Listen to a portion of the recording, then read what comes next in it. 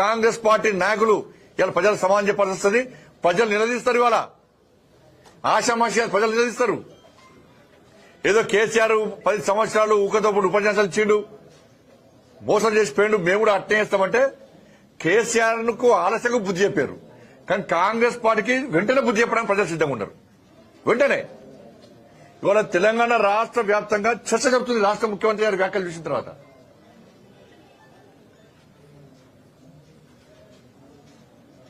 కేంద్రం ఏమి ఏమైనా అన్ని కేంద్రం ఇచ్చాక మీరు చేసేది ఏంది? ఇచ్చేదంతా కేంద్రమే.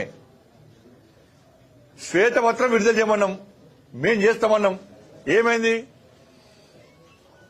వాళ్ళు నిన్న కూడా 6,000 కోట్ల రూపాయల అభివృద్ధి పనులు ప్రారంభించారు. నిన్న ఒక్క నేషనల్ హైవేస్ కే తెలంగాణ రాష్ట్రంలో 1,25,000 కోట్ల రూపాయలు ఖర్చు పెట్టాం. నేషనల్ హైవేస్ కే. రైల్వేస్ అభివృద్ధికి, రైల్వే కొత్త నిర్మాణాలు, రైల్వే స్టేషన్లకు 32,000 కోట్లు ఖర్చు పెట్టినాం తెలంగాణ రాష్ట్రానికి.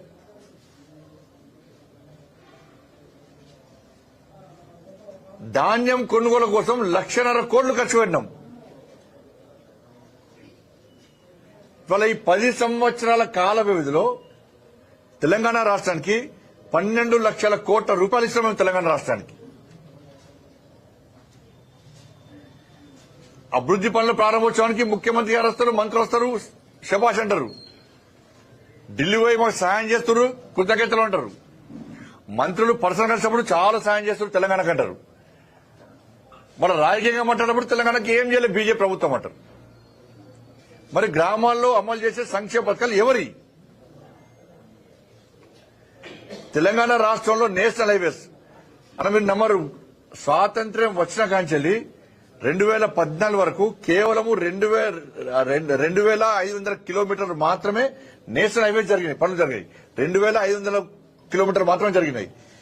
ఈ 2014 నుంచి నిన్నటి వరకు 5,100 కిలోమీటర్లు వర్క్ చేస్తుంది. స్వాతంత్ర్యం వచ్చిన కాంచెల్లి 60 సంవత్సరాలు జరిగింది. 2,500 కిలోమీటర్ రోడ్లు వేసారు తెలంగాణ రాష్ట్రంలో, జాతీయ రహదారులు. నరేంద్ర మోడీ గారి ప్రభుత్వం వచ్చినాక ఈ 10 సంవత్సరాల్లో 5,000 కిలోమీటర్ల పైగా ఇష్టం రోడ్లు వేసినాం మేము. ఈ రోడ్లు కావి, అభివృద్ధి కాదు. ఇది మళ్ళీ ఏమంటారు, మేము పన్ను కడుతున్నాం. పన్ను జైలుకెళ్ళి ముద్ర కొడుతున్నావా? మీరు చేసి మీకు రాష్ట్ర ప్రజలు పన్ను కట్టినా కూడా మీరు అభివృద్ధి చేస్తలేరు కదా. రాష్ట్ర ప్రజలు పన్ను కట్టినా కూడా సంక్షేమ పథకాలు అమలు చేస్తలేరు కదా. మరి ఏడమైంది? రాష్ట్ర ప్రజలు కట్టే పన్ను ఏడమైంది? మరి కేసీఆర్ అప్పు చేసినారు. అదే కేసీఆర్ అప్పు చేసిండనే ఆ బాధ భరించలేక మీరు అప్పు తీస్తారనే మీకు ఓట్లు వేసిరిచడం.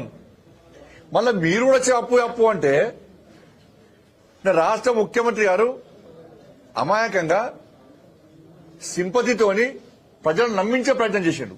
కానీ అదేమంటే డామిడ్ కథ అడ్డం తిరిగింది లెక్క ప్రజలు చీదరించుకునే పరిస్థితి వాళ్ళు.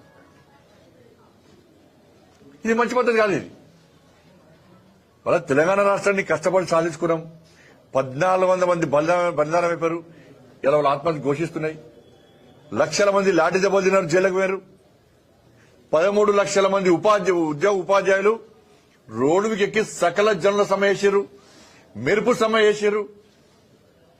వాళ్ళ డిమాండ్ల సాధన కోసం మన రాష్ట్రం మనకు వస్తే మన డిమాండ్లు వస్తే మన పాలన మనం సాగించుకోవచ్చు అని చెప్పి వాళ్ళు కష్టపడి తెలంగాణ రాష్ట్రాన్ని సాధించుకొని ఒక మూర్ఖుడి చేతిలో పెడితే ఆ మూర్ఖుడి పాలన భరించలేక మీ చేతిలో పెడితే ఆ మూర్ఖుడికి మూర్ఖుడు అయిపోయారు మీరు. కాంగ్రెస్ పార్టీ రాక్షసత్వం బయటపడింది. నిన్న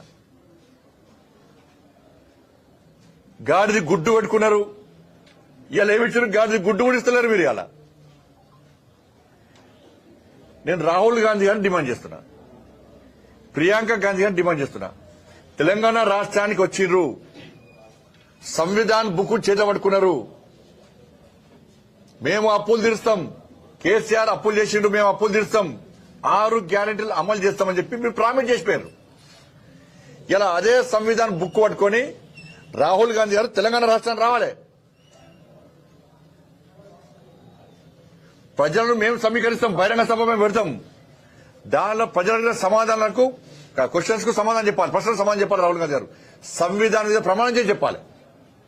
సంవిధానం మీద ప్రమాణం చేసి రాహుల్ గాంధీ చెప్పగలరా ఇది కరెక్ట్ అని చెప్పగలరా? రేవంత్ రెడ్డి గారు మాట్లాడిన మాటలు కరెక్ట్ అని సంవిధానం మీద ఒట్టేసి రాహుల్ గాంధీ గారు కానీ ప్రియాంక గాంధీ గారు చెప్పగలరా? ఆపై ఎలక్షన్ అప్పుడు వచ్చారు, ఊగదప్పుడు ఉపన్యాసాలు ఇచ్చారు, గాడి గుడ్డు చూపెట్టారు. ఇవాళ తెలంగాణ ప్రజలు మోసం చేశారు. అన్ని అబద్ధాలైనా అరే కేంద్రానికి పోతున్నారు, ప్రధానమంత్రి కలుస్తున్నారు, మంత్రులను కలుస్తున్నారు, డిమాండ్లు పెడుతున్నారు. నిన్న కోమరెడ్డి వెంకటరెడ్డి గారు కృతజ్ఞతలు చెప్పారు నితిన్ గడ్కరీ గారికి. అంతకుముందు రైల్వే మినిస్టర్ కృతజ్ఞతలు చెప్పారు. మంత్రులందరికీ కృతజ్ఞతలు చెప్తారు తెలంగాణ రాష్ట్ర అభివృద్ధి సహకరిస్తున్నందుకు. మళ్ళా ఉల్టా చేస్తున్నారు. అన్న బదాలే. నిన్న ఒక మంత్రి రాసిండు. ఏది? ఈ రాజీవ్ రహదారి. హైదరాబాద్ నుంచి మంచిర్యాల వరకు రాజీవ్ రహదారి. ఇదట కేంద్ర ప్రభుత్వం రాజీవ్ రహదారి నిర్మిస్తలేదట. ఎంత జూటా మాటలంటే, రాజీవ్ రహదారిని నిర్మించింది కాంగ్రెస్ పార్టీ రాష్ట్ర ప్రభుత్వం. ఈ టెండర్ పెట్టింది కాంగ్రెస్ పార్టీ ప్రభుత్వమే. పనులు ప్రారంభించింది కాంగ్రెస్ పార్టీ ప్రభుత్వమే. దాన్ని పాము లెక్క వంకర తింపింది కాంగ్రెస్ పార్టీ ప్రభుత్వం హయాంలోనే. క్వాలిటీ లేకుండా పనిచేసింది కాంగ్రెస్ పార్టీ హయాంలోనే. క్వాలిటీ లేకుండా పనిచేస్తున్నారని చెప్పి విచారణ జరిపింది కాంగ్రెస్ పార్టీ హయాంలోనే. ఇప్పుడు ఇలా ప్రజలు పడుతున్న ఇబ్బందులకు కారణం కాంగ్రెస్ పార్టీ ప్రభుత్వమే. ఆ కాంట్రాక్టర్ కు 2036 వరకు అగ్రిమెంట్ రాసిచ్చింది కాంగ్రెస్ పార్టీ ప్రభుత్వమే. ఇప్పుడు దాన్ని జాతీయ రహదారిగా చేయాలట.